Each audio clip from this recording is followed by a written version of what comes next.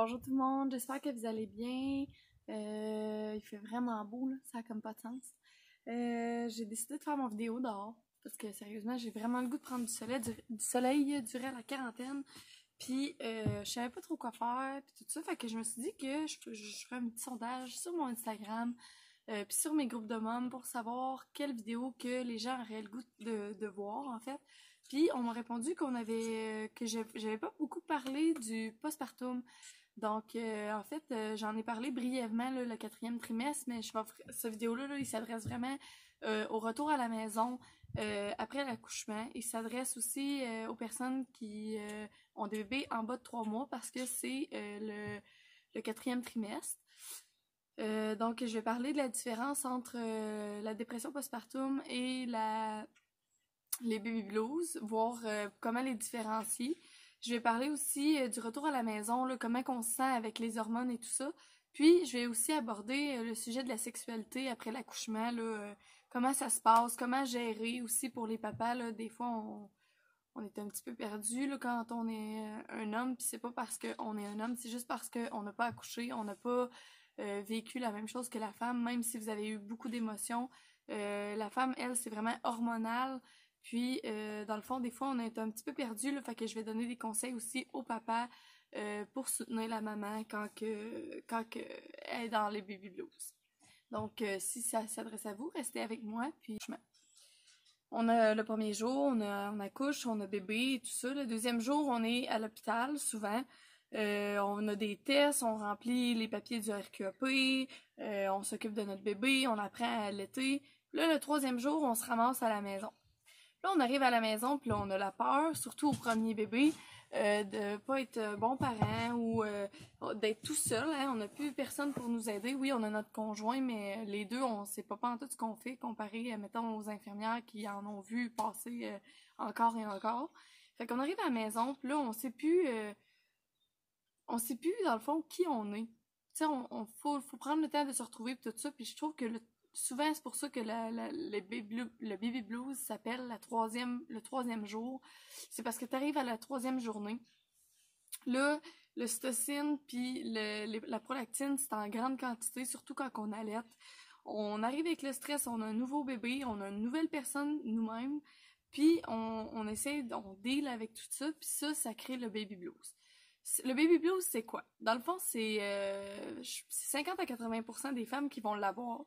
C'est, dans le fond, de l'irritabilité, de la tristesse, sans savoir pourquoi, le manque d'appétit, l'insomnie. Fait que tout ça, c'est causé par le baby blues.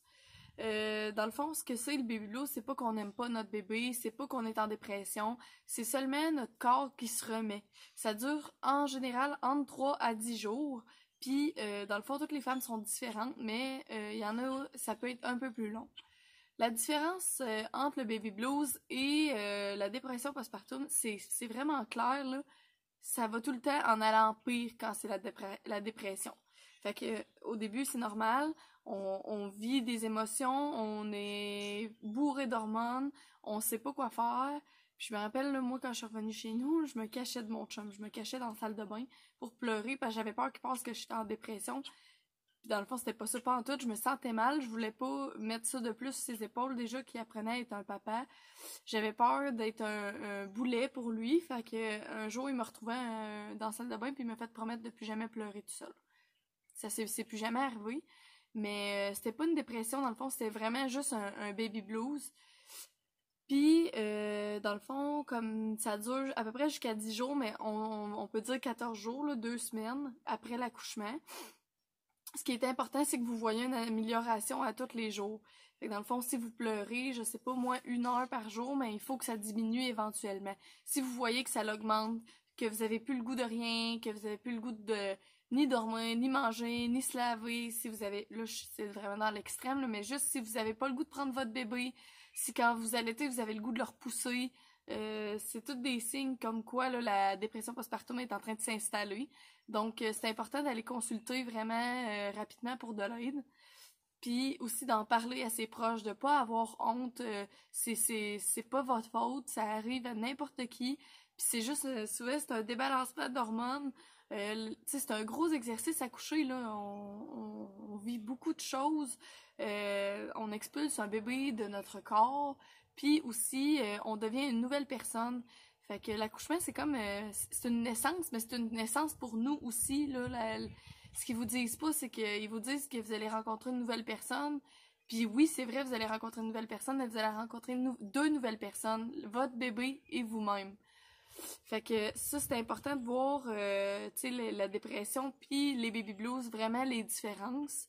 C'est important de rester alerte aux signaux. Faut pas venir fou, là. Si ça se peut que ça dure un petit peu plus longtemps, on en parle aux médecins quand ils nous voient après l'accouchement. Surtout, hein, des fois, on est frustré, on a des hémorroïdes, on a des points de suture, notre corps se ressemble plus, les mamelons sont gercés. Fait que c'est sûr qu'on est un petit peu, pas en colère, mais déçu de comment on se soigne après.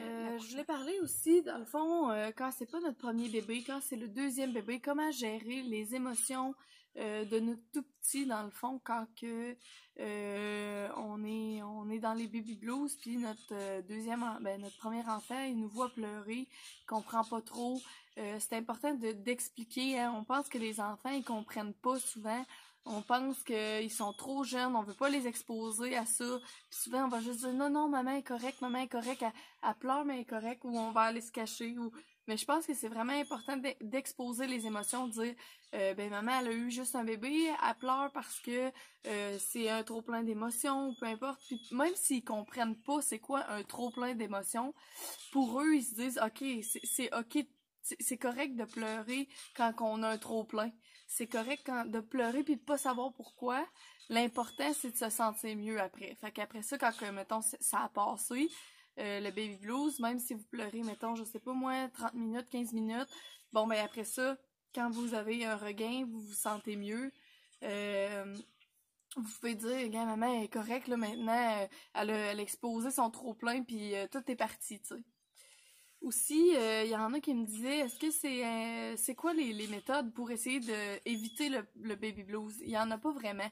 C'est vrai que à l'été, moi personnellement, là, je suis pas une professionnelle, je suis juste une personne avec qui ça a marché. Moi, l'allaitement, ça a super bien marché pour moi, ça m'a sauvée. Quand je suis arrivée chez nous, j'avais vraiment de la difficulté, là, j'avais à tous les soirs, à 6 heures le soir, c'est comme si je sentais une boule monter dans mon ventre, là, puis il fallait que je pleure. Puis dans le fond, au début, je me disais, crème, tu sais, je suis normale, qu'est-ce que je pourrais faire? Puis j'ai juste laissé ça aller, entre guillemets, là.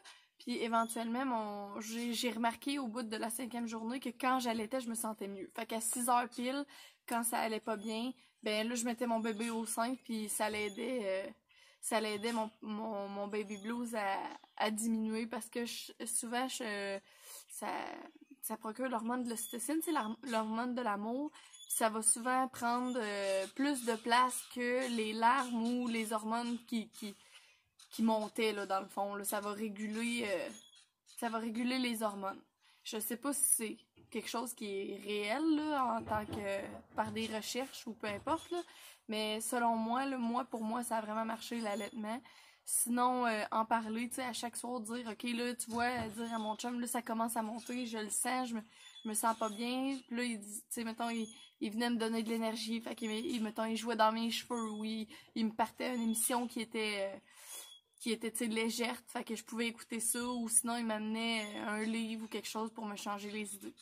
Des fois aussi, tu sais, on a juste le goût d'être tout seul, il y a rien qui fonctionne vraiment. Dans ce temps-là, je pense que c'est vraiment mieux d'exposer à notre partenaire comment qu'on a envie de se sentir. Tu sais, on dit, me semble j'irais me coucher tout seul, tu sais, ben vas-y te coucher tout seul, là, si c'est ça qui marche pour toi. Je pense que c'est vraiment ça qui est l'important, de faire qu'est-ce qui marche pour mon conseil, c'est vraiment d'être là le plus possible. Tu sais, parfois, on va pas comprendre, on va se dire, ben voyons, ma femme, elle était pas comme ça avant d'accoucher, puis tout ça.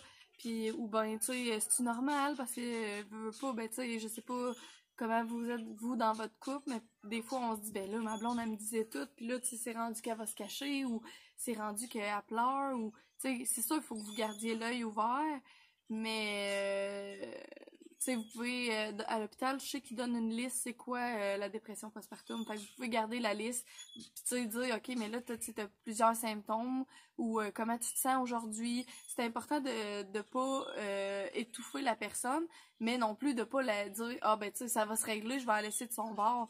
Des fois, c'est juste de s'asseoir en silence puis d'écouter pleurer. Ça peut être lourd pour vous, mais en même temps, imaginez comment c'est lourd pour la femme d'avoir à vivre ça puis d'être un boulet, tu sais, pour vous, dans le fond. Je pense que qu'est-ce qui est le mieux, c'est de dire, t'as-tu besoin de quelque chose? Est-ce que t'as besoin d'un soutien émotionnel? Est-ce que t'as-tu faim? T'as-tu le goût d'aller te coucher?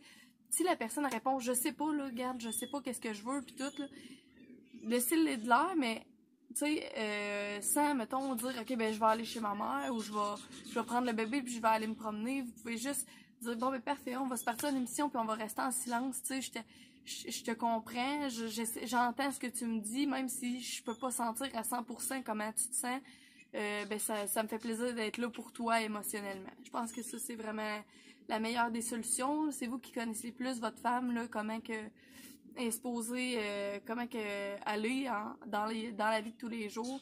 Tu sais, garder en tête que elle sera plus la même personne qu'elle était avant. Elle a eu un bébé. C'est une nouvelle personne, elle a accouché aussi, puis tu sais, le corps, là, vivre avec son corps après l'accouchement, là, c'était quand même un gros choc.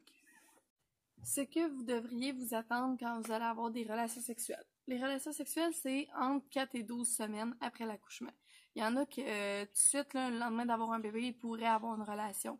C'est sûr que c'est pas conseillé par rapport au fait qu'on pourrait avoir des infections. C'est important d'avoir eu des contractions utérines pour que l'utérus se referme. Puis après ça, que les relations sexuelles soient pas douloureuses et qu'on n'ait pas peur d'avoir d'infections. C'est sûr, chaque femme est différente. Mais ce que vous devriez vous attendre au début, la première fois, tu sais, on a peur que ça fasse mal. On a peur que ça soit inconfortable. On a peur de pas aimer notre corps. On a peur que notre chum il nous trouve plus comme il nous trouvait avant. Fait que ça, c'est sûr que c'est toutes des choses qui nous passent par la tête. Puis, il y en a aussi des femmes qui allaitent puis qui sont plus à l'aise avec leurs seins. Avant, ils aimaient ça, se faire manger les seins ou ils aimaient ça que se faire taponner ou peu importe. Là, maintenant, ils aiment plus ça. Fait que, tu sais, c'est vraiment d'y aller, peut-être d'avoir une conversation. C'est plate, hein, avant d'avoir une relation sexuelle, de dire, OK, toi, est-ce que tu es encore à l'aise avec ça? Je veux pas faire quelque chose qui brimerait tes limites. Fait que il s'arrête où tes limites?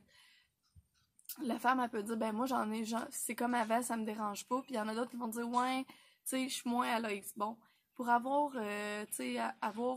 moins mal, vous pouvez prendre un lubrifiant à base d'eau, de l'huile de coco, c'est pas dangereux pour les infections. Allez-y doucement, puis, tu sais, vous pouvez le demander, mettons, à moitié ou peu importe, t'es-tu encore confortable? Parce que, tu sais pas, là, la personne, elle a commencé, mais là, après ça, elle se dit, OK, là, j'ai commencé, je peux pas arrêter. Mais la vérité, c'est qu'on peut toujours arrêter. Fait que, dans le fond, dire, check, là, je suis plus confortable, là, ça fait mal, j'aime plus ça, ou je me sens pas bien, fait que, juste arrêter. Est-ce que ça te dérange si on se reprend? Pas avoir de culpabilité, s'il vous plaît, les hommes, s'il vous plaît, dire quand est-ce qu'on va avoir, qu'est-ce qu'on va faire l'amour, tu sais, est-ce que t'es prête, là, tes points sont-tu guéris, parce que c'est pas juste les points, c'est guérir émotionnellement aussi. Tu sais, des fois, ça blesse de voir que son chum, il pousse pour avoir des relations sexuelles. J'en ai beaucoup des amis que, justement, après avoir eu un bébé, leur chum, il était pas patient par rapport à ça. Puis, tu sais, des fois, les points sont guéris puis tout ça, mais on a comme besoin d'un certain temps pour se remettre émotionnellement, pour aussi accepter notre nouveau corps, accepter le fait qu'on a un bébé, accepter le fait qu'on allait. Fait que les hommes, si j'ai un conseil, là, c'est vraiment ça, s'asseoir avec la femme. Je sais que vous n'êtes pas trop fort sur les mots, là, mais s'asseoir puis dire, regarde, tu sais, moi, je veux savoir c'est quoi. Comme ça, vous êtes fixé de A à Z au début, puis si jamais en milieu, tu te dis, OK, je suis plus à l'aise, bon, mais dire, parfait, je respecte ça, puis c'est pas grave, là, faire l'amour, là, vous allez passer votre vie ensemble. Vous avez eu un bébé, là, mais tout finit par passer. Éventuellement, là, vous allez pouvoir faire l'amour comme avant et tout ça. C'est juste que là, pour l'instant, le corps de la femme se remet d'un gros choc, puis il y a besoin qu'on lui laisse le temps. Combien de temps a notre corps pour guérir? Ben dans le fond, c'est simple. On calcule les 3 premiers mois de vie du bébé. Ça s'appelle pas le 4e trimestre pour rien. C'est le 4e trimestre parce qu'on apprend à être un parent. On se redécouvre. On se redécouvre sexuellement avec notre partenaire en tant que papa, maman, couple, puis aussi famille. On apprend à gérer notre bébé. Notre bébé, là, les 3 premiers mois, là, il y a les coliques, il y a l'allaitement, il y a les couches. Lui, là, il a tout le temps il a été 9 mois, là, tout nu, bien nourri, jamais eu souillé, jamais eu froid, jamais eu chaud. Fait que là, tout ce qu'il vit en ce moment, c'est des nouveaux changements. Puis la femme aussi. Puis l'homme aussi. Fait que juste prenez le temps d'être une famille, prenez le temps d'être qui vous avez envie d'être, puis parlez-vous-en, c'est important la communication, puis devenir un team, en fait, on a toujours été un team avant d'avoir un bébé, mais là, après l'accouchement, c'est important d'être un team encore plus soudé, de se respecter. Je dis souvent ça, là, se respecter, mais c'est le mot de l'ordre durant le 4e trimestre et après. C'est important de pas brimer les limites de l'autre personne, que ce soit papa ou maman. Parce que papa aussi là, peut avoir les baby blues. Papa aussi, là, il devient une nouvelle personne. On parle souvent de la maman, mais je les oublie pas. Les hommes, c'est tellement un gros choc de devenir un papa. Tu sais, on prend un petit tête, on a peur de le casser. Puis des fois aussi, on se sent peut-être un petit peu à part par rapport à maman à la lettre, maman elle sait pas quoi faire, mais elle l'a déjà porté, elle connaît son bébé, tandis que papa, il part de zéro. Si vous voulez un conseil, là, les papas, là, faites du pot à pot. Si jamais maman est en train d'allaiter, là, amenez des choses pour l'allaitement, placer bébé, replacer bébé une 1000e fois parce qu'il prenait pas bien le sein. Une fois que c'est fini, vous pouvez faire l'euro, aller dans le bain. Il y a tellement de choses que vous pouvez faire.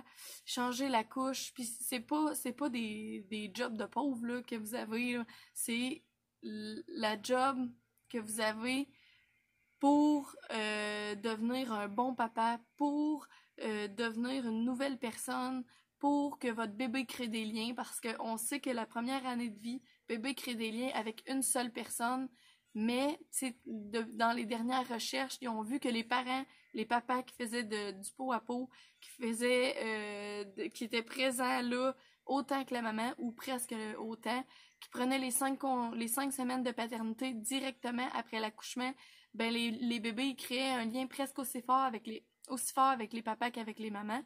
Puis aussi le niveau de cytocine dans le cerveau, il était dans le tapis pour le papa, ce qui fait que quand la maman fait du cododo, il n'y a pas de danger pour le bébé que papa l'écrase parce qu'il sécrète le même niveau de cytocine que maman. C'était beaucoup d'informations, mais c'est important parce que je trouve qu'on oublie souvent les papas. Puis vous êtes wow les papas aussi, là, on félicite tout le temps, on donne des tapes dans le dos à maman, mais way to go les papas. Je suis vraiment contente de voir que les hommes aujourd'hui, ils s'impliquent à fond, puis ils sont là pour leurs bébés, leurs enfants, puis pour leurs femmes. Tu sais, ça doit être tellement fou parce que la responsabilité repose sur vous d'aller travailler, de ramener l'argent à la maison. Je sais qu'on est en 2020, là, je comprends que les femmes aussi travaillent, mais pendant que maman est à congé de maternité, vous faites ça, puis en plus, quand vous arrivez, vous vous occupez de vos enfants. Des fois, vous faites des tâches ménagères, vous mêlez le sport à tout ça, fait que je vous trouve vraiment bon. Je suis vraiment contente de voir qu'on est près de l'égalité là en 2020. Ça me fait vraiment plaisir. Fait que j'espère que vous avez aimé mon vidéo. Si jamais vous avez des questions par rapport à le 4e trimestre, le post-accouchement, écrivez-le dans les commentaires. Ça va me faire plaisir de vous répondre. J'étais encore à la maison pour un petit bout à cause de la maudite quarantaine, mais c'est beau. Fait que c'est ça. Je vais répondre toutes à vos questions. Si jamais ça vous intéresse aussi d'autres capsules, vous pouvez scroll down dans mes vidéos sur YouTube. Vous pouvez vous abonner à ma page Patte de chat, PATTHECHA sur Instagram. Puis je vous souhaite une bonne quarantaine. Je vous souhaite que ça finisse le plus rapidement possible. Puis une belle journée au soleil, comme ça. Au revoir!